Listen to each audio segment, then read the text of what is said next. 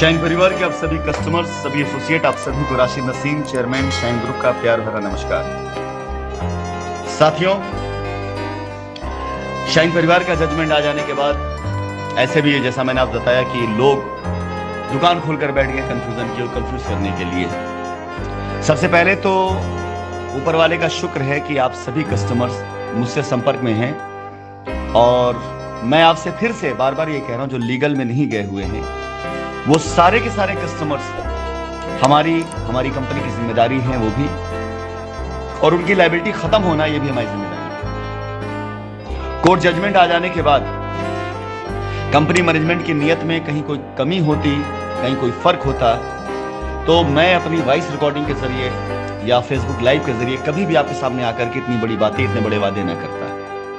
क्योंकि कोर्ट का जजमेंट आ चुका है। और जाहिर सी बात है कि अगर अब मैं यहां से आप लोगों से अपना पीछा छुड़ाना होता,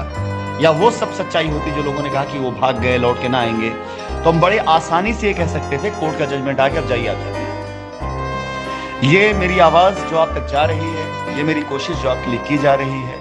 ये हमारे सारे प्रयास जो आप लोगों के लिए किए जा रहे हैं, ये इस बात का सबूत है कि हम पर लगाए गए इल्जाम गलत थे, लोग गलत थे, हम अपनी जगह सही हैं। आप सभी लोग जो लीगल में नहीं गए हुए हैं उनके लिए बेस्ट ऑफ द बेस्ट रास्ता वो तलाशा भी जा रहा है, और हम ऐसे रास्ते के बिल्कुल करीब में हैं जहां पर लीगल में ना गए हुए लोग इस बात का फख्र करेंगे कि उन्होंने कंपनी पर भरोसा किया और कंपनी ने उनके वायदे को पूरा किया। तो पहली चीज, जहां इतने साल आपने इंतजार किया है, आपको शायद इतने महीने भी नहीं इंतजार करना पड़े, और आपकी लायबिलिटी उतरने का रास्ता आपको मिल चुका हो और आपकी लायबिलिटी उतर चुकी हो, इस बात की प्रबल संभावनाएं नहीं बल्कि गारंटी है। तो एक बार फिर से मैं निवेदन करते हुए कहना चाहूंगा कि अपने ग्रुपों में आप जहां जुड़े हुए हैं, मैं ग्रुप लीडर्स के साथ में कल सुबह से मेरा प्रयास है, और मैं अभी से बता देता हूं ताकि आप सभी लोग अपने ज्यादा ज्यादा कस्टमर्स को अपने ग्रुपों में जोड़ लें। कल सुबह से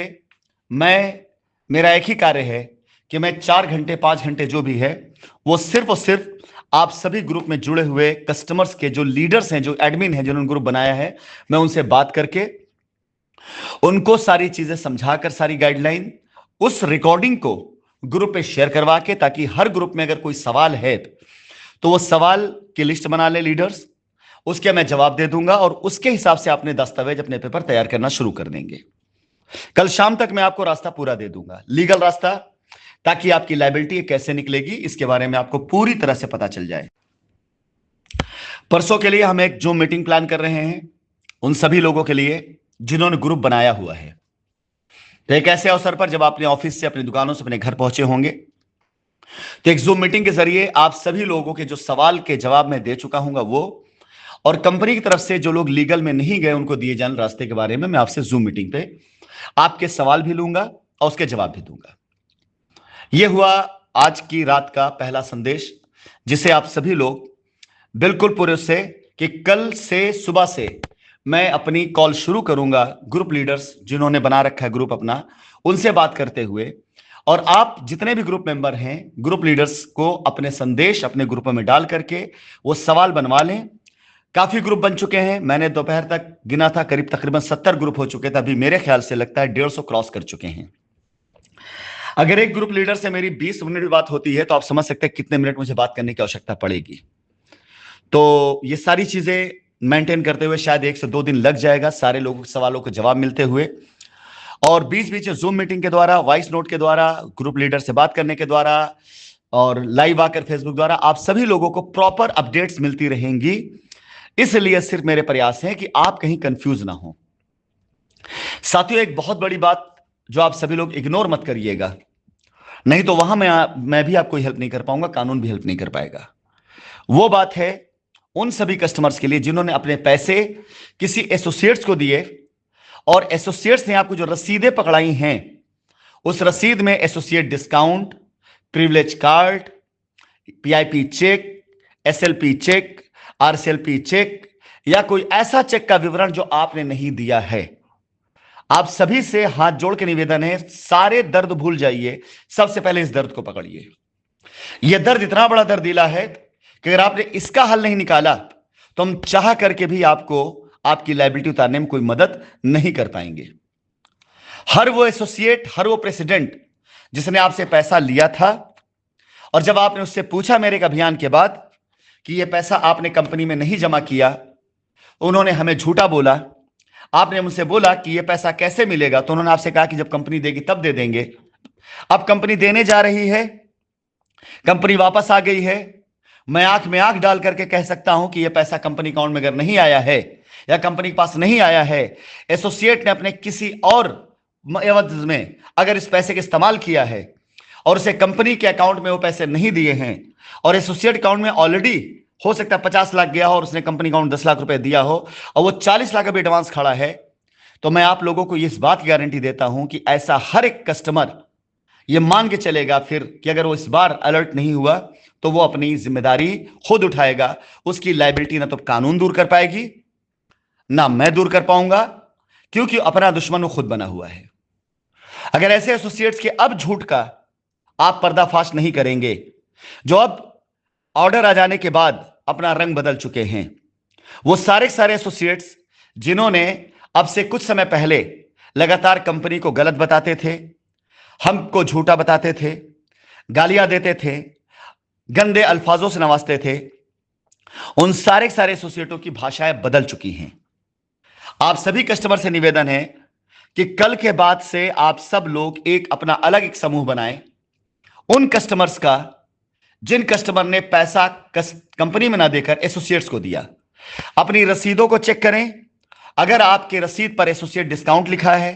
पीआईपी चेक लिखा है, एसएलपी चेक लिखा है, आरएसएलपी चेक लिखा है, प्रिविलेज कार्ड शॉपिंग लिखा हुआ है, या ऐसा कोई मद लिखा हुआ है जो आपने नहीं दिया है, या ऐसा कोई चेक नंबर लिखा है जो आपने नहीं दिया है, तो मेरे भाई मेरा आपसे निवेदन है कि आप मुझसे तर्क वितर्क करने की जगह सबसे पहले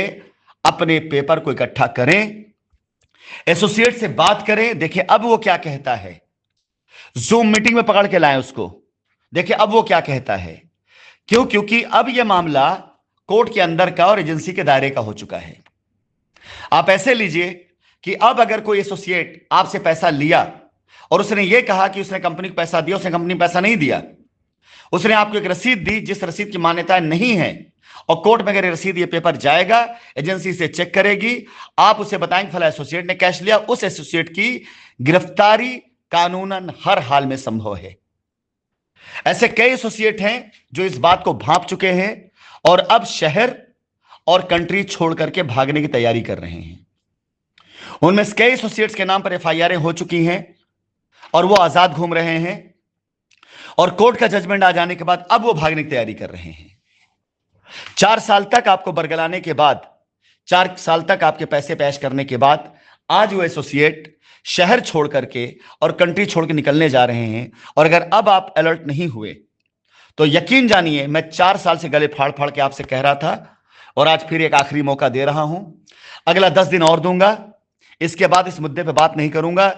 क्योंकि अगर अभी आप अलर्ट हो जाते हैं और मेरे बताए रास्ते पे चलते हैं तो इमीडिएट इनके नाम पर जो भी पैसा गया हुआ है वो सारा पैसा संज्ञान में आने के बाद ये सीधे ये लोग मनी लॉन्ड्रिंग एक्ट में जाएंगे। क्योंकि कोई भी एसोसिएट अगर कंपनी के नाम लेकर के फर्जी चेक देकर कंपनी को, आप कस्टमर से पैसा लेकर के फरार है और कंपनी पे उस पैसे के नाम पर मनी लॉन्ड्रिंग चला है, तो जब यह पता चलेगा पैसा किसी और के पास में है, उसका बेनिफिट किसी और ने उठाया है, तो बिलीव करें इन सब के ऊपर मनी लॉन्ड्रिंग का एक्ट चलेगा। मैं इस लड़ाई में आप सभी कस्टमर्स को सबसे पहले लायबिलिटी फ्री करूंगा। जो लीगल में गए थे उनके लिए रास्ता खुला हुआ है, वो जा रहे हैं। जो लीगल में नहीं गए थे उनके लिए रास्ता हमेशा खुला था और आज भी खुला है। जो लीगल में गए हैं उनको जितनों ने गलत एफआईआर करी होंगी, जिन्होंने गलत क्लेम डाला होगा, वो सब खुद आकर के आपको बताएंगे कि उनके क्लेम का अंजाम क्या हुआ है। वो सब खुद आकर के आपसे बताएंगे कि हाँ उन्हें पैसा मिल रहा है, कैसे मिल रहा है। अगर पैसा कंपनी में नहीं निकलता है, पैसा कंपनी के पास नहीं आया है, तो ना तो उस पैसे को एजेंसी मानेगी ना कानून मानेगा, और कंपनी तो पहले दिन से तय करके बैठी कि हमें नहीं मानना है। पहले दिन से हम ये मान के बैठे हुए हैं कि जिस झूठे इल्जाम पर हमारे ऊपर इतनी बड़ी तलवार गिरी, जैसे जैसे ये केस, ये क्लेम सामने आता जाएगा, पता चलेगा सच्चाई क्या है, हकीकत क्या है, सच क्या है और झूठ क्या है। इसीलिए लीगल वाले मामलों में मैंने कहा कि आप उनसे बात करें जिन्होंने आपका केस करवाया, ताकि वो आपको पैसा दिलवाएंगे। वो आपको बताएंगे पैसा आपको कब मिल रहा है। और अगर नहीं दिला पाए वो पैसा, तो आपसे निवेदन है अपना बयान जरूर दर्ज कराइएगा कि आपसे किसने कहा था इतनी बड़ी रकम गलत तरीके से डाल करके कंपनी ब्लैकमेल करने के लिए। लेकिन दूसरी तरफ जो लोग लीगल में नहीं गए हुए हैं, उन सभी लोगों को मैं यही कहना चाहूंगा कि दो काम करिए। एक तो पहले शांति के साथ जैसा मैं कह रहा हूं वो अमल करें, और दूसरा, अगर आपके पास आपकी रसीदों में ये सारी चीजें लिखी हैं, आपने पैसा किसी और को दिया है और अभी तक आप इंतजार कर रहे हैं, तो इमीडिएट तैयारी कर लीजिए जो मैं कहूं उसको करने के लिए। क्योंकि मैं इतना जानता हूं कि शाइन का केस कस्टमर्स के लिए रास्ता दे चुका है, लेकिन अभी उन भगोड़ों के लिए जो कंपनी का पैसा खा के भागे हैं, अभी उन लोगों के लिए जो कंपनी का पैसा लेकर बैठे हुए हैं, ये वो काल बन करके आने जा रहा है, वो काल बन करके आने जा रहा है कि उनकी 7 पुश्तें याद रखेंगी कि कानून के साथ खिलवाड़ करना क्या होता है, कानून के समक्ष झूठ बोलना क्या होता है। और इतनी बड़ी कंपनी, जिस कंपनी ने हिंदुस्तान के अंदर परचम लहरा दिया था, और इतना बड़ा दिलेर चेयरमैन जो 4 सालों से लगातार लड़ रहा हो, उसके साथ गलत करने का क्या अंजाम होता है। मैं आज की अपनी वॉइस रिकॉर्डिंग में अंततः यही कहना चाहूंगा कि जो लोग लीगल में नहीं गए हैं, बिल्कुल आप बेफिक्र रहें। कल शाम तक मैं आपको रास्ता दे रहा हूं, और उसके बाद एक जूम मीटिंग करके आपके टीम लीडर के जरिए आपको एक मैसेज पहुंचवाऊंगा कि कैसे आपके पेपर जमा होंगे। आप बिल्कुल बेफिक्र रहें, टेंशन फ्री रहें। मैं हूं, कंपनी है, कानून है आपके लिए।